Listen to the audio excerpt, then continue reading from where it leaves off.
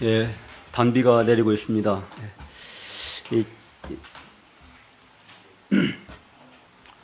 이제 텃밭을 가꾸면서 이렇게 온 초목들이, 작물들이 이제 목이 타서 비를 갈망하는데, 그래서 지하수를 끌어올려서 물을 줍니다. 이만큼 물을 푹 줬다고 생각하고 이 땅을 파보면은 어떨까요? 스며든 게 없어요, 물이. 예. 예, 사람의 하는 일이 한계인 것 같습니다. 예, 이제 완벽하게 땅 속까지 속속들이 적셔줄 수 있는 것은 오직 하나님의 은혜입니다. 예. 사람이 아무리 용을 써도 하나님께서 햇빛과 비를 내려주시고 그 은혜를, 생명의 은혜를 주시지 않으면은 아무도 살 수가 없고 설 수가 없죠.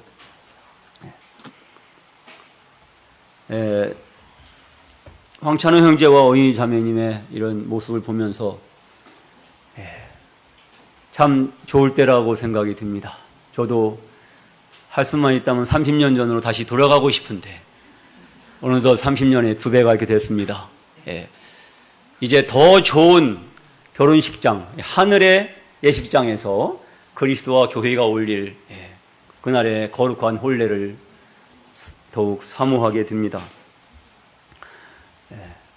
그와 같은 아름다운 생명과 평강과 이런 영광을 우리에게 허락하시기 위해서 반드시 주님이 통과하셔야 했던 그 길은 무엇이었을까요? 십자가였습니다. 우리 춘천교회의 가수가 오늘 나는 십자가로 충분합니다. 찬양을 들었는데 가슴이 떨리지 않습니까? 마음으로 고백하고 싶지 않으십니까? 한번 해보세요. 나는 십자가로 충분합니다. 시작. 나는 십자가로 충분합니다. 아멘. 나는 십자가로 충분합니다. 어디서였는지는 모르겠는데 어느 예배당을 건축하면서 이제 담쟁이 동굴을 둘레 심었답니다. 근데 그 예배당에 이제 건물 윗부분에 우리는 십자가에 못 박힌 그리스도를 전하니, We preach Christ crucified. 이것을 갖다가 딱 적어놨는데, 담쟁이가 이제 몇 년 동안 자라서 건물을 타고 올라가서 글자를 가리는데 맨 마지막 글자 crucified, 십자가에 못 박힌을 가려버렸습니다. 이게 뭐가 돼요? We preach Christ. 우리는 그리스도를 전한다. 그리스도를 전하는구나. 지난 사람마다 보고 중얼거렸습니다. 근데 더 몇 년이 흘러서 이제 크라이스트를 가려버립니다. 그리스도를 가리니까 뭐가 돼요? We preach. 우리는 전한다. 저 사람들 뭘 전하지? 이렇게 중얼거리게 됐습니다. 이제 또 몇 년이 흘러서 이제 우리는 전한다까지도 가려버렸습니다. 이제는 전하는지 안 전하는지도 모르겠네요. 이것이 어쩌면은 참 암울한 어떤 교회의 역사를 말해주기도 하고, 우리 또한 이렇게 경계를 받을 수가 있습니다. 우리가 현실에 안주할 때에 이 십자가의 도를 우리가 창념하지 않을 때에 그와 같이 다양한 형태의 이 세상의 담쟁이 동굴이 이 선명한 복음을, 축복의 통로를, 생명과 평안의 통로를 가릴 수 있다는 사실을 이렇게 보여주는 것입니다. 우리는 십자가로 충분한데 그것이 세상의 빛으로 가려진다면 얼마나 슬프고 통곡할 일입니까? 창세기 4장을 보시겠습니다.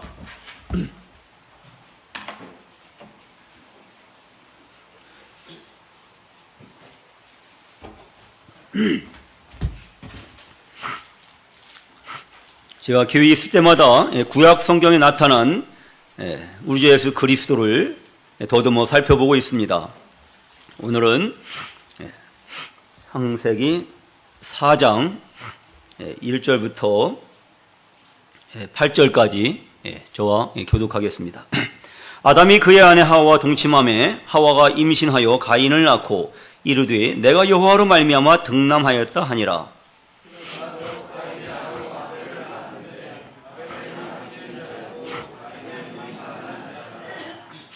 세월이 지난 후에 가인은 땅의 소산으로 제물을 삼아 여호와께 드렸고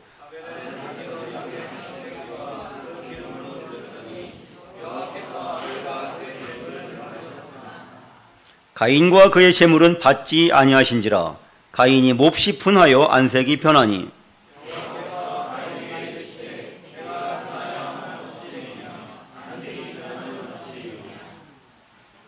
네가 선을 행하면 어찌 낯을 들지 못하겠느냐. 선을 행하지 아니하면 죄가 문에 엎드려 있느니라. 죄가 너를 원하나 너는 죄를 다스릴지니라.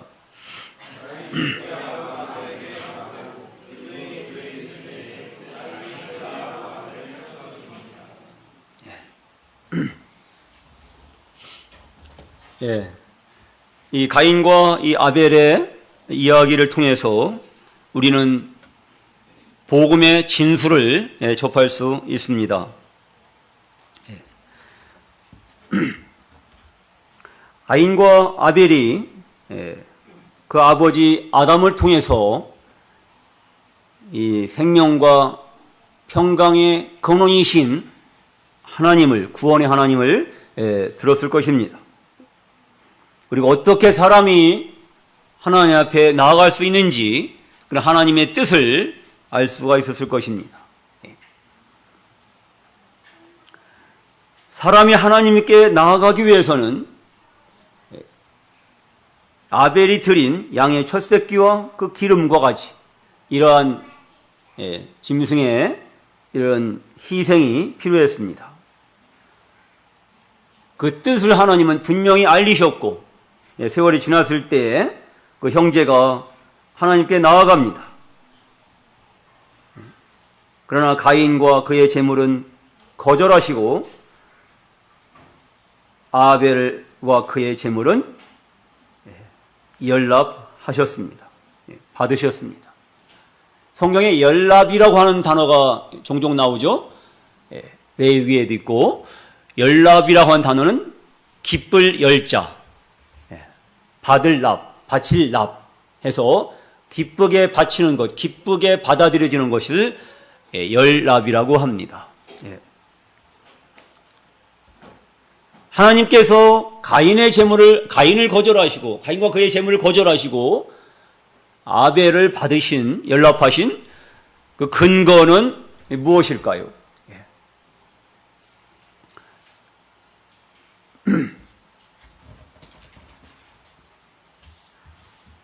어떤 분들은 하나님이 가인을 받으신 것은 그가 양을 죽여서 피를 흘리고 그 기름으로 이렇게 바쳤기 때문에 이런 피의 제사를 통해서 하나님이 그의 죄를 사하시고 그를 받아주신 것, 그것도 맞지만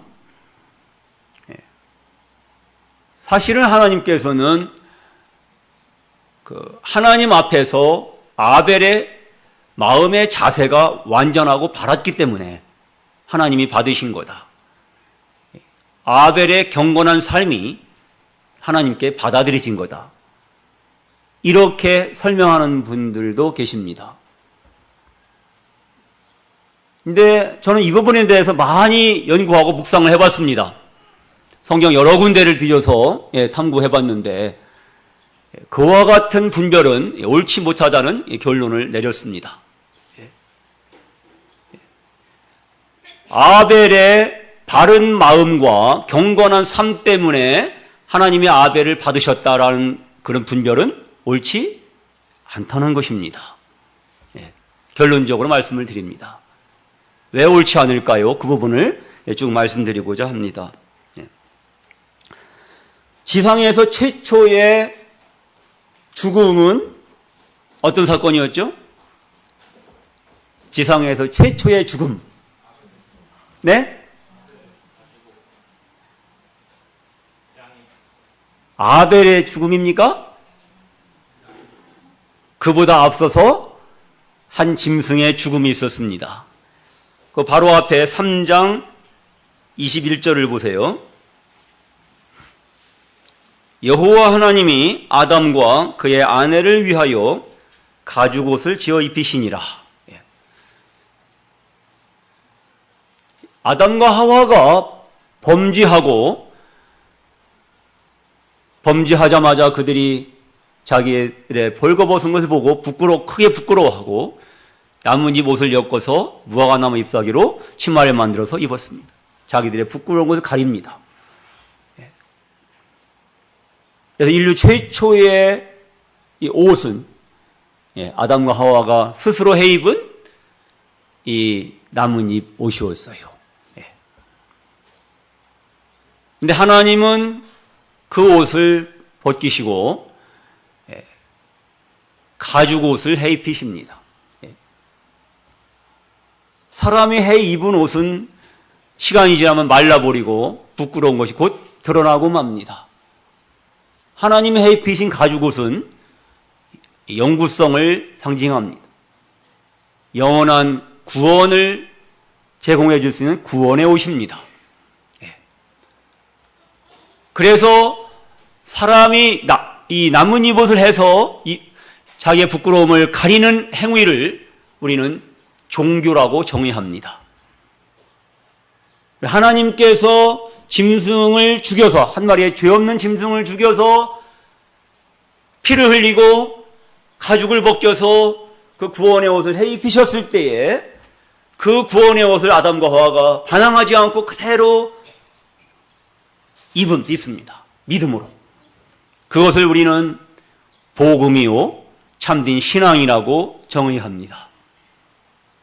그래서 종교와 복음은 이와 같이 인류 역사 처음부터 에덴 동산에서부터 이렇게 공존했던 것을 보게 됩니다.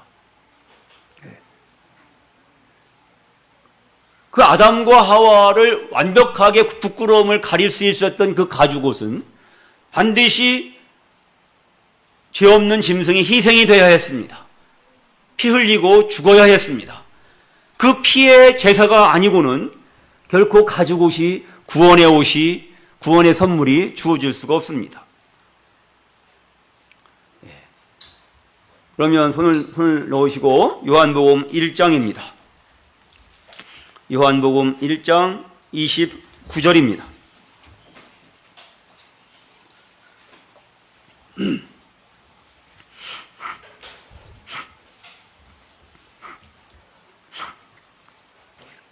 다 같이 읽으실까요? 이튿날 요한이 예수께서 자기에게 나오심을 보고 이르되 보라 세상 죄를 지고 가는 하나님의 어린 양이로다. 침례 요한이 증거합니다. 예수님께서 자기에게 나오실 때에 그분을 지목하면서 저분을 봐라. 저분이 바로 세상 죄를 지고 가시는 하나님의 어린 양이시다. 이 놀라운 선포를 합니다. 세상 죄를 지고 가는 하나님의 어린 양 예수 그리스도, 이와 같이 세상 죄를 지고 가는 그 구속의 사역을 다 이루신 장소가 어디입니까? 바로 십자가입니다. 그래서 마지막 죽으실 때에 다 이루었다라고 선언하십니다. 물과 피를 다 흘리셔서 심한 갈증 가운데, 타는 듯한 목마름 가운데, 이 혀가 입 천장에 붙고 결코 말 한마디도 할 수 없는 그런 상태에서 군병들이 묻혀주는 그 신포도주를 적시고 간신히 입을 열어서 부르짖으십니다. 다 이루었다. 뭘 다 이루셨습니까? 세상 죄를 지고 가는 그 하나님의 어린 양으로서의 사역을, 그 희생 제사를, 그 피 흘리는 희생 제사를 통해서 우리의 구원을, 우리의 죄 사함을 완벽하게 이루셨다는 말씀입니다.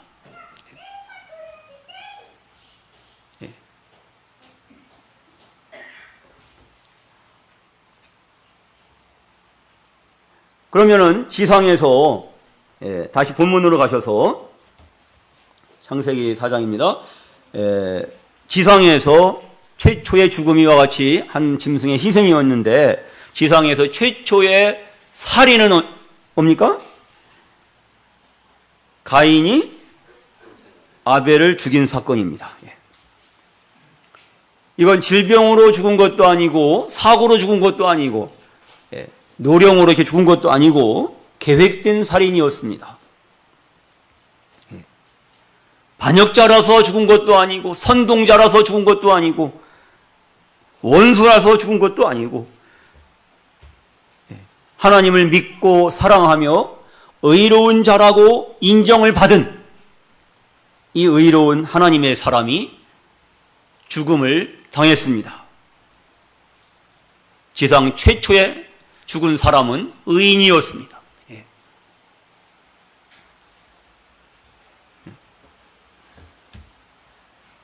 이제 아담과 하와의 범죄로 말미암아 그의 자녀들로부터 이 범죄로 말미암은 인간의 수고하고 무거운 죄의 짐을 짊어지고 이런 죄인들의 행렬이 인류 역사의 면면이 바로 지금 이 순간까지도 흘러오고 있는 것입니다.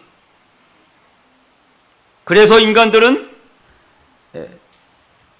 자기 편에 서서 자기를 기준으로 판단하고 자기 생각이 자기 계획이 통과되지 않으면은 분내고 안색이 변합니다. 그리고 죄가 너를 원하나 너는 죄를 다스릴지나 하신 말씀처럼 끊임없이 죄가 그 사람의 영혼을 원하는 것이고 인간들은 끊임없이 그 죄를 다스리기 위해서 도전하지만 수고하고 무거운 짐일 뿐입니다. 인간이 그 어떤 선행과 윤리와 도덕과 종교 생활로서 그 죄를 씻으려고 해도 결코 죄를 다스릴 수가 없는 거죠. 스스로 죄를 다스리기를 시도하는 사람은 결코 성공을 거둘 수 없고 결코 구원받을 수 없습니다. 스스로 죄를 다스리기를 포기하고 항복하고 천부여 의지 없어서 주께로 옵니다 하고 주님 앞에 나올 때에 구원의 길이 열리는 것입니다. 구원을 받고 하나님으로부터 의로운 자라 증거를 받은 사람은 그 순간부터 영원토록 의가 그 사람을 원하고 의가 그 사람을 다스려가는 것입니다. 모든 죄인들, 모든 불순종하는 자식들은 죄가 그 사람의 영혼을 원하고 죄가 그 사람을 다스리지만 모든 구원받은 모든 가죽 옷을 입은 하나님의 어린 양이신 예수 그리스도의 피의 제사를 통해서 죄사함 받고 구원의 옷을 입은 모든 믿는 자들은 하나님의 의가 그 사람을 원하고 하나님의 의가 그 사람을 인도하고 다스리고 보호하는 것입니다. 얼마나 놀라운 변화입니까? 그것을 거듭나는 것이라고 말합니다.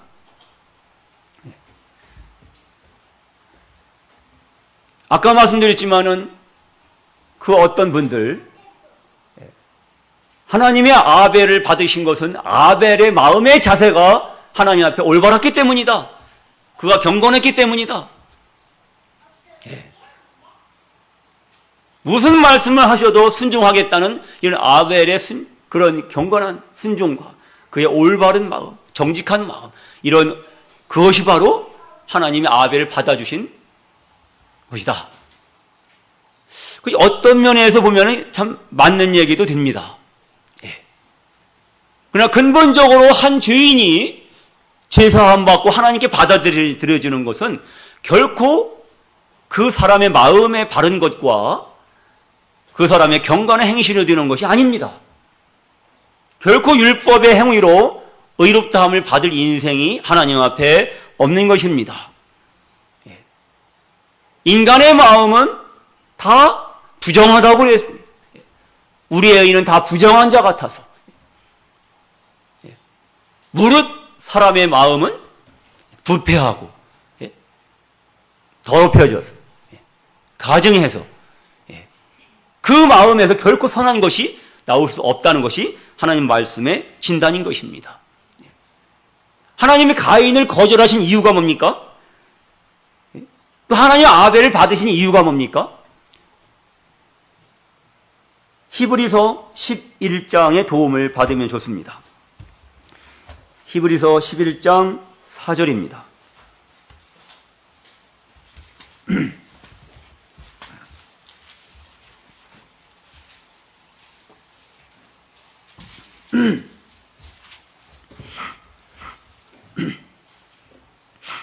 다 같이 읽겠습니다. 믿음으로 아벨은 가인보다 더 나은 제사를 하나님께 드림으로 의로운 자라 하시는 증거를 얻었으니 하나님이 그 예물에 대하여 증언하심이라. 그가 죽었으나 그 믿음으로써 지금도 말하느니라. 아멘.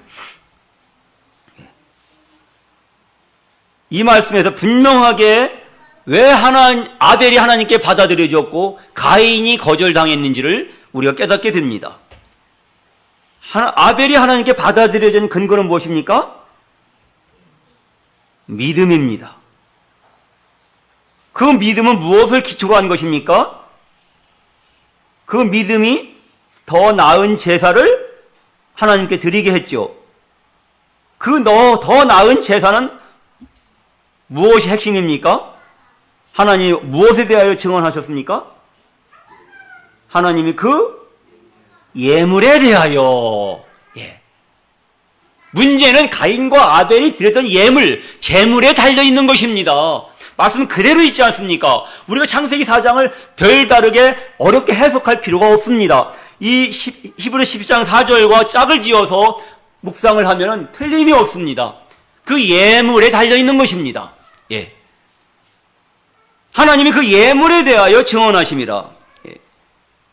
그 예물이 하나님이 원하시는 예물이었기 때문에 그것이 더 나은 제사였고, 그 더 나은 제사를 믿음으로 드렸기 때문에 아벨과 그의 제물이 받아들여진 것입니다.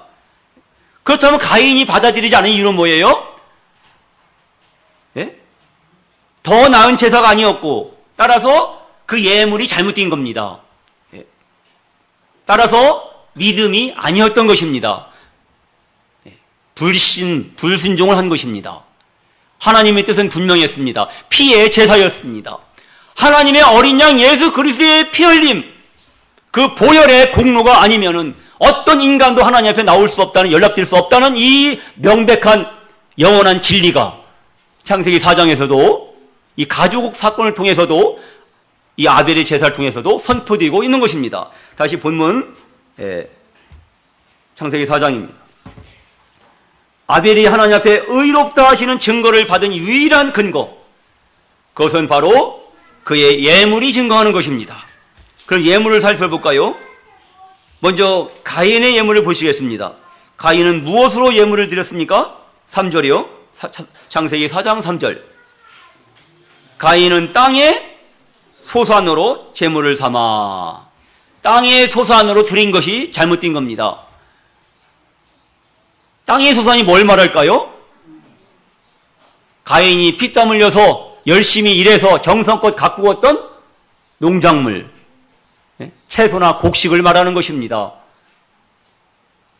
아니, 그렇게 열심히 땀 흘려 노력해서, 그렇게 수고해서, 정성을 기울여서 하나님께 그 곡식을 자기가 다 먹지 않고 아껴서 하나님께 드렸는데 그 하나님이 거절하시다니, 하나님 너무 냉정하시다, 이렇게 평가하시겠습니까? 여러분, 인간의 정성과 인간의 그런 노력이 그 인간의 죄를 사하고 그 죄값을 지불하고 생명의 속전을 지불할 수 있겠습니까? 예로부터 우리 조상들은, 하나님 없이 살던 우리 조상들도 장독간에 정한수를 떠놓고 그걸 빌고 정성을 다 기울였습니다. 그 정성이면 충분하지 않겠습니까? 그 정성을 하나님이 받으셨습니까? 그럴 수가 없는 겁니다. 우리 주 예수 그리스도의 피의 공로가 없는 인간의 정성은 하나님 보시기에는 가증한 것입니다. 결코 그 부패한 그 마음의 죄를 속죄할 수가 없는 것입니다. 왜냐하면 땅의 소산은 근본적으로 잘못됐기 때문입니다. 그 앞장에 가셔서 창세기 3장 17절을 보십시오. 아담에게 이르시되 네가 네 아내의 말을 듣고 내가 네게 먹지 말라 한 나무의 열매를 먹었은즉 땅은 너로 말미암아 저주를 받고 너는 평생에 수고하여야 그 소산을 먹으리라. 땅이 네게 가시덤불과 엉겅퀴를 낼 것이라. 네가 먹을 것은 밭의 채소인즉 너는 네가 헐기니 흙으로 돌아가리. 자, 여기서 땅은 너로 말미암아 저주를 받고, 이 땅은 인간의 죄로 말미암아 저주를 받았습니다. 그래서 땅에 나온 것은 저주받은 것입니다. 이 땅은 인간의 마음을 보여주는 것입니다. 만물보다 심히 부패하고 더러운, 타락한 그 인간의 마음, 그 땅에서 나온 그 어떤 소산도, 그 어떤 인간의 정성, 인간의 노력, 인간의 선행, 어떤 사회사업, 인간적인 사랑, 헌신, 그런 모든 것들이 결코 하나님 앞에 제사 안 받고 설 수 있도록 보장해 줄 수 없다는 것입니다. 그러면 이 가인이 땅의 소산, 자기 마음대로, 하나님의 뜻은 땅의 소산이 아닙니다. 안 된다 이겁니다. 하나님은, 그러면 땅의 소산이 아니면 하나님이 원하시는 건 뭘까요? 땅의 소산의 반대는 뭐예요? 하늘의 소산이죠.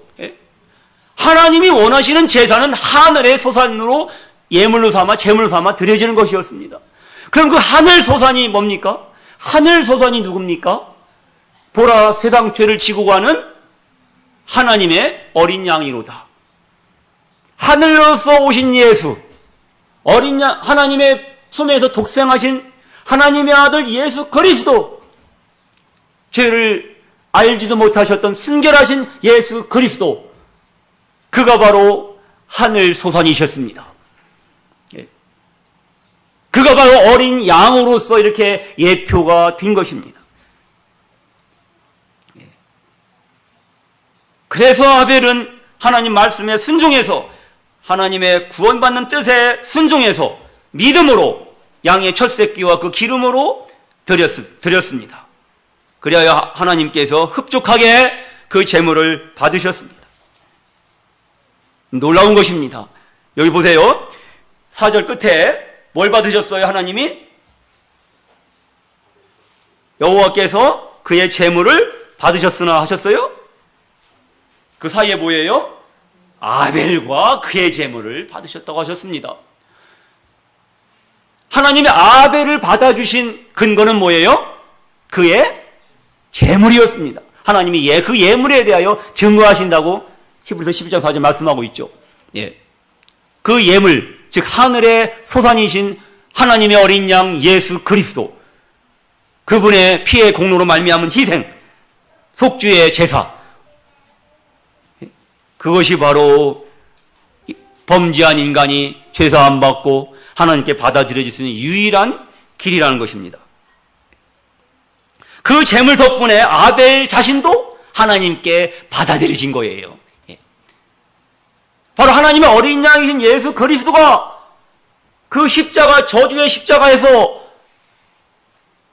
희생이 되셨을 때, 거기서 구원을 온 피를 다 흘리고 거기서 구원을 이루어 주셨을 때에 하나님께서 그 아들을, 자기 아들을 받으셨고, 그래서 하나님의 아들 예수 그리스도를 의지하는 자마다, 믿는 자마다, 그분을 나의 주, 나의 하나님으로 받아들이는 자마다 하나님 아버지께서 그 아들을 받아주셨기 때문에 그 아들 안에서 그 아들을 믿는 우리를 받아주시는 겁니다. 결코 우리 주 예수 그리스도의 그 피의 희생이 없이는, 이 피의 제사가 없이는 결코 우리가 하나님 앞에 당당히 설 수가 없는 것입니다.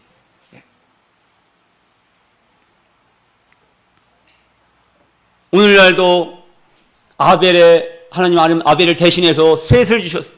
그 셋의 후예들이 하나님의 아들들이 있고, 또한 가인의 후예들, 하나님의 뜻을 거역하고 자기 마음대로 자기가 주인 돼서 자기 인생을 자기 생각대로, 자기 고집대로, 자기 욕심대로 하나님의 나의 주디심을 거절하고 자기가 하나님 돼서 사는 사람들이 있습니다. 그들은 가인의 후예들입니다. 자기가 주인인 것을 포기하고 나의 주인의 권리를 예수님께 양도하고 예수님을 나의 주, 나의 하나님으로 모신 자들이 하나님의 자녀들, 아벨의 후예들, 셋의 후예들이요. 그 하나님을 거절하고 예수님의 주되심을 거절하고 내가 주인이 되고 내가 하나님 돼서 내 마음대로, 내 생각대로, 내 정성대로, 땅의 소산으로 이 종교 생활로서 나아가는 자들은 다 가인의 후예들인 것입니다. 하나님이 보시기에는 교회에 다니느냐 안 다니느냐로 구분하시는 게 아닙니다. 교회에 다니는 사람들도 얼마든지 자기중심적으로 교회 생활을, 종교 생활을 할 수가 있는 것입니다.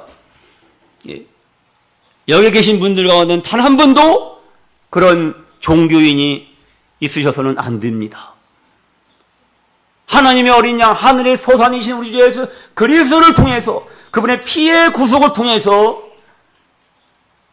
속죄함을 받고 그분을 나의 주로 믿고 신뢰하는 하나님의 자녀들이 이제 하나님의 의를 선물로 받고 그 하나님의 의가 영원토록 나를 인도하고 보호해주는 그 거룩하고 안전한 기쁨 가운데 들어가는 것이 얼마나 좋습니까? 이러한 기쁨, 이러한 평안과 이런 제사함의 기쁨과 구원의 안전한 가운데 들어가지 못한 가인의 후예들은 지금 이 순간도 교회에 다니든 안 다니든 수고하고 무거운 짐을 지고 죄가 너를 원하나 너는 죄를 다 들을지니라, 그 죄와 죄 때문에 허덕이고 고통하면서 그렇게 생고생을 하고 있는 겁니다.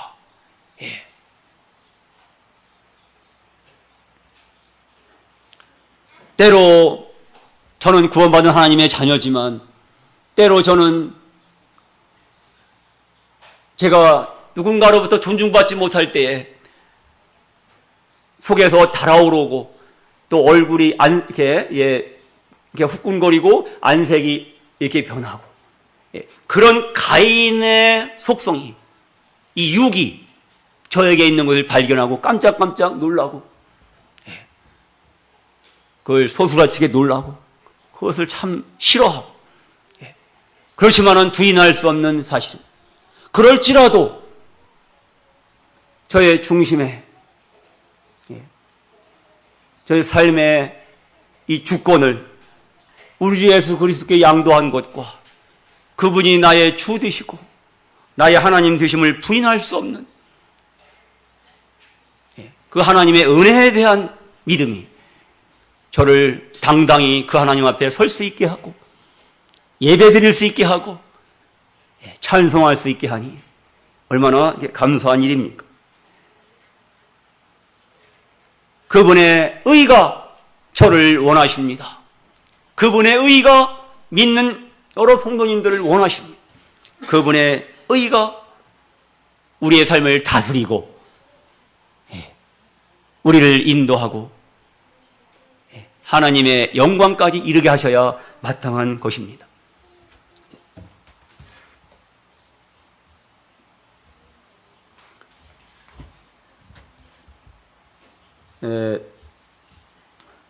어떤 분들이 이제 하나님께 받아들여지는 것은, 사람이 거룩하게 되는 것은 피만 갖고 되는 것은 아니다 라고 하는 분들이 있다고 말씀을 드렸습니다.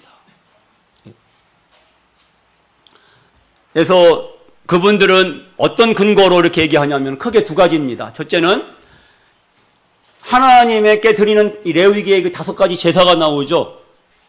번제, 소제, 속죄제, 속건제,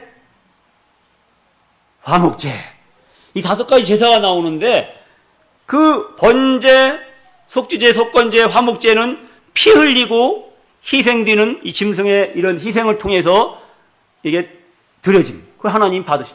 그런데 그 중에 하나 뭐예요? 피 흘리지 않는 제사. 소제가 있죠. 이 소제가 있지 않느냐? 예? 이건 곡식의 고운 가루로 하나님께 드려지는 거거든요. 피만 갖고 하나님께 드려지는 게 아니고 하나님께 받아들여지고 하나님께 연락되고 하나님 앞에 거룩하게 되는 게 아니다. 봐라, 소제도 있지 않느냐라고 얘기하더군요. 정말 그럴까요? 레위기 5장을 보시겠습니다.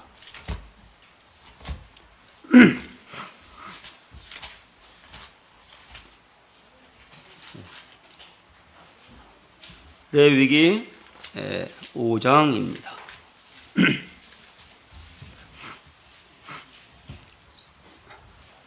기본적으로 이 소제는 피의 제사가 아니고 다 알 수 있죠, 누구나. 곡식 가루인데 거기에 무슨 피가 나오겠습니까? 이 소제는 바로 이 고운 가루로 들어진 이 소제는 사람이 되신 하나님, 우리 주 예수 그리스도의 인성, 그분의 죄 없으신, 흠 없고 점 없으신 순결하신 인성을 상징하는 것입니다. 10 레위기 5장 11절 11절과 12절 같이 읽겠습니다. 만일 그의 손이 산비둘기 2마리나 집비둘기 2마리에도 미치지 못하면 그의 범죄로 말미암아 고운 가루 10분의 1 에바를 예물로 가져다가 속죄제물로 드리되 이는 속죄제인즉 그 위에 기름을 붓지 말며 유향을 놓지 말고 그것을 제사장에게로 가져갈 것이요 제사장은 그것을 기념물로 한 움큼을 가져다가 제단 의 여호와의 화제물 위에서 불사를 찌니 이는 속죄제라. 이 말씀을 들어서 반박하는 겁니다. 피의 제사만 갖고 제사만 받는 게 아니라 소제, 고운 가루를 통해서도 이렇게 속죄가 되지 않느냐? 정말 그럴까요? 피 없는 소제가 제사 맞게 할 수 있을까요? 정말 그럴까요? 아닌가요?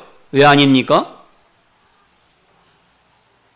이 말씀을, 본문을 잘 읽으면 무엇이 발견됩니까? 이 소제가 어디에서 드려졌습니까? 12절의 뒷부분에요. 여호와의 화제물 위에서 불살라 드려졌습니다. 여호와의 화제물이 뭡니까? 소나 염소나 양이 피 뿌리고 피를 흘리고 죽어서 그 제단에 불살라 드려지는 것을 화제라고 합니다. 피 흘린 짐승의 희생 위에 소제가 드려졌을 때에 그것이 속죄의 기능을 할 수가 있는 겁니다. 소제 단독으로 고운 가루만 갖고서는 결코 하나님 앞에 죄사함의 이런 목적을 통해서 나아갈 수가, 받아들여질 수가 없는 것입니다.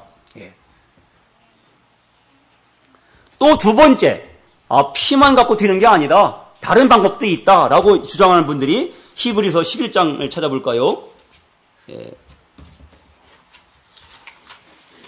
9장입니다. 히브리서 9장 22절입니다.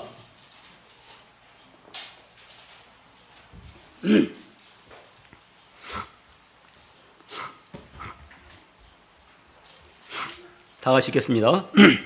히브리서 9장 21절 22절 읽겠습니다.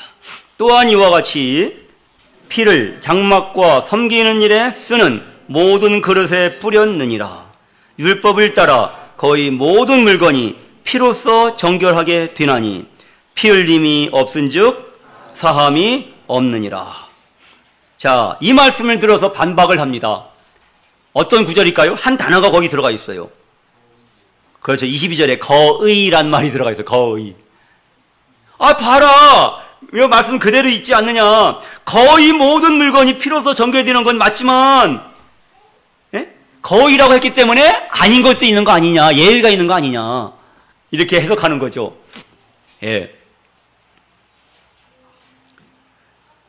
21절에 이와 같이 피를 장막과 섬기는 일에 쓰는 모든 물건, 모든 그릇에 뿌려서 정결하게 됐는데 그것은 거의 모든 물건이 그렇게 됐다는 거지 다 그렇게 모든 물건이 그런 것은 아니다.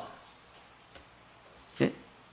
근데 이상하죠? 21절에서는 모든 그릇에 뿌렸다 했는데 22절에서는 거의 모든 물건이 어쨌든 이 거의란 단어가 끼어드는 바람에 이것으로 피의 제사만 갖고 구원받는 게 아니다 라고 얘기를 하는 거예요. 정말 그럴까요?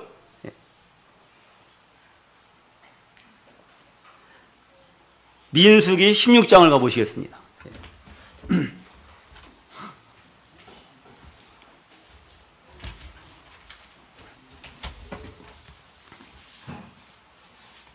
민수기 16장 41절입니다.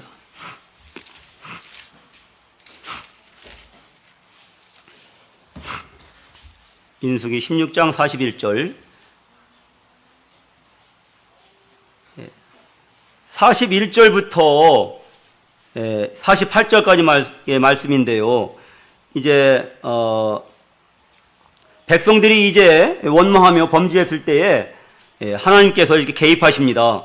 하나님이 심판하시고 그들을 연병으로 다 죽이시는데 그때 이제 46절에 보세요. 이에 모세가 아론에게 이르되 너는 향로를 가져다가 제단의 불을 그것에 담고 그 위에 향을 피워가지고 급히 회중에게로 가서 그들을 위하여 속죄하라. 여호와께서 진노하셨으므로 연병이 시작되었음이니라. 아론이 모세의 명령을 따라 향로를 가지고 회중에게로 달려간즉 백성 중에 연병이 시작되었는지라.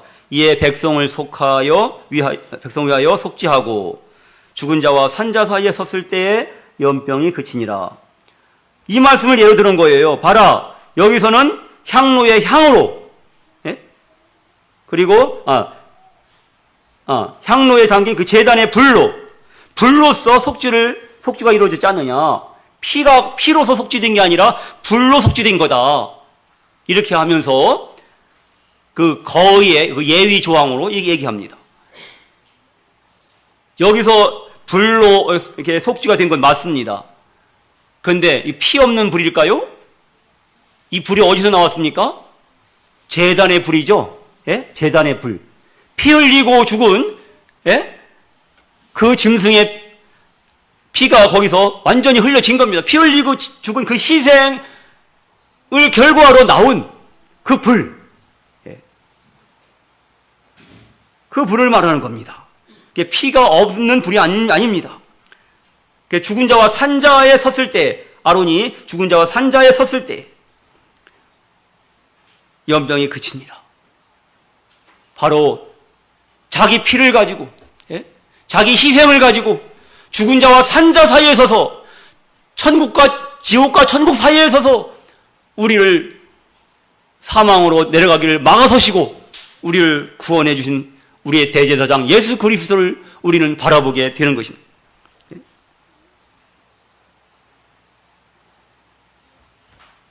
그 다음에 민수기 19장입니다.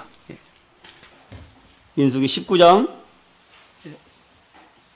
2절 여호와께서 명령하시는 법의 율례를 이제 이루노니 이스라엘 자손에게 일러서 온전하여 흠이 없고 아직 멍에 매지 아니한 붉은 암송아지를 내게로 끌어오게 하고 4절 그 피를 찢고 그 피를 회막 앞을 향하여 7번 뿌리고 9절 이에 정결한 자가 암송아지의 죄를 거두어 진영 밖 정한 곳에 둘지니 이것은 이스라엘 자손 회중을 위하여 간직하였다가 부정을 씻는 물을 위해 간직할지니 그것은 속죄제니라. 봐라, 여기서는 암송아지의 죄를 가지고 또 부정을 씻는 또 물을 가지고 죄를 씻었지 않느냐. 그러면서 피의 제사만 갖고 되는 게 아니다라고 반증하는 근거로 삼습니다. 그런데 이 죄는 어디서 나온 겁니까? 암송아지의 피 흘린 암송아지의 희생을 통해서 그 불살려 드려진 그 나무의 죄인 것입니다. 피 없이는 그 피 없는 죄, 그냥 우리가 아궁이에 뗀 이 나무의 죄를 가지고서는 결코 죄가 사해질 수 없는 겁니다. 그리고 이 물은 뭡니까? 그 암송아지의 죄를 넣은 예? 그 물을 말하는 거예요. 이 피 흘린 짐승의 희생의 대가로 얻어진 이것이 물이 바로 정결하게 하는 물입니다. 예? 그래서 향이나 물이나 불이나 재나 이런 것, 어떤 피가 아닌 이런 것들을 통해서 이제 죄가 사해졌지만 그 모든 것들은 다 피를 근거로 하고 있는 것입니다. 직접적으로 피를 뿌려서 정결케 되는 것들도 있지만 거의 그렇게 되지만 그러나 예위적으로 이와 같이 재나 물이나 불이나 향이나 이런 것들을 통해서 이렇게 정결하게 되기도 한다. 그러나 그것들조차도 간접적으로 다 피의 희생을 기초로 하고 있는 거다. 이렇게 말씀하고 있는 겁니다. 마지막으로 히브리서 9장에 가서 마치겠습니다. 히브리서 9장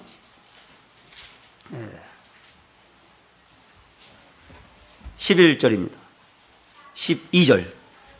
히브리서 9장 12절. 12절부터 14절까지 다 같이 읽겠습니다.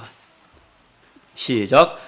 염소와 송아지의 피로 아니하고 오직 자기의 피로 영원한 속죄를 이루사 단번에 성소에 들어가셨느니라. 염소와 황소와 표와 및 암송아지의 죄를 부정한 자에게 뿌려 그 육체를 정결하게 하여 거룩하게 하거든 하물며 영원하신 성령으로 말미암아 흠없는 자기를 하나님께 드린 그리스도의 피가 어찌 너의 양심을 죽은 행실에서 깨끗하게 하고 살아계신 하나님을 섬기게 하지 못하겠느냐. 아멘. 염소와 송아지의 피로 아니하고 이 구약시대에는 천천만만의 수억의 짐승들이 염소와 송아지와 양들이 피를 흘리고 죽었습니다. 그래서 어떤 사람들은 얘기합니다. 나는 기독교가 싫다. 기독교는 너무 피냄새가 난다. 하나님이 드라큘라냐. 왜 이렇게 피가 많이 나고 피가 많이 흘려졌느냐. 피가 이렇게 강물같이 흘렸느냐. 예? 얘기합니다. 그 얘기가 뭔지 아십니까? 그렇게 짐승이 피를 흘리고 죄인을 대신해서 죽을 수밖에 없었다는 사실은 그 거룩하신 하나님 앞에 인간의 죄가 얼마나 하늘에 사무쳤는지 그걸 말해주고 있는 겁니다. 그럼에도 불구하고 이 천천만만의 이 수양의 피와 기름이 인간의 죄를 온전히 사해줄 수가 없었습니다. 그것들은 다 그림자였습니다. 이제는 그 모든 짐승의 피 흘린 그 짐승들의 그 실체가 하나님의 어린 양 예수 그리스도의 희생을 통해서 나타나는 것입니다. 오직 누구의 피로요? 12절. 자기 피로 영원한 속죄를 이루사. 왜 예수님의 피가 영원한 속죄를 이루셨지요?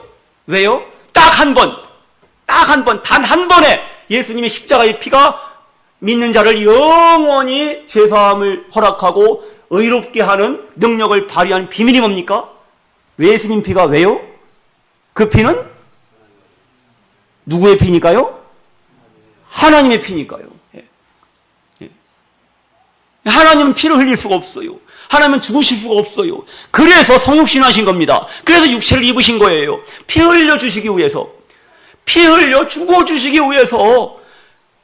피 흘릴 수 없는 하나님이, 죽을 수 없는 하나님이, 그 영원하신 하나님이 사람의 몸을 입고 이 누추한 인간의 육체를 입으신 것은 우리를 위해서 피 흘려 죽으시고 하나님의 어린 양으로서 우리 죄를 담당하시기 위해서 그렇게 하신 겁니다. 그 피는 하나님의 피기 때문에 완벽하게 영원한 속죄를 다 이루어 주셨던 겁니다. 구약시대의 염소와 황소의 피와 및 암송아지의 죄를 부정한 자에게 뿌려서 그 육체를 정결케 했는데 하물며 영원하신 성령으로 말미암아 예수님이 흠없는 자기를 하나님께 드려주셨거든. 그것이 바로 그리스도의 피거든. 아벨의 피가 흘려진 것처럼 그리스도의 피가 이 하나님의 심판의 제단 십자가 위에 온전히 흘려져서 우리의 죄가 영원히 속죄되었는데 어찌 우리가 그 예수님의 피를 의지해서 우리 양심이 죽은 행실에서 깨끗하게 될 수 없겠습니까? 어찌 우리가 예수님의 피를 의지하면은 능히 살아계신 하나님을 섬기게 못하겠습니까? 다솜자매의 찬송 제목 뭐였죠? 나는 십자가로 충분합니다. 십자가에서 흘려주신 예수님의 보혈의 공로로 충분합니다. 그 피로 죄사함 받고 그 피로 의롭게 되고 그 피로 생명을 얻고 평안을 누리며 하나님 앞에 당당히 나아가게 된 겁니다. 감사드리겠습니다.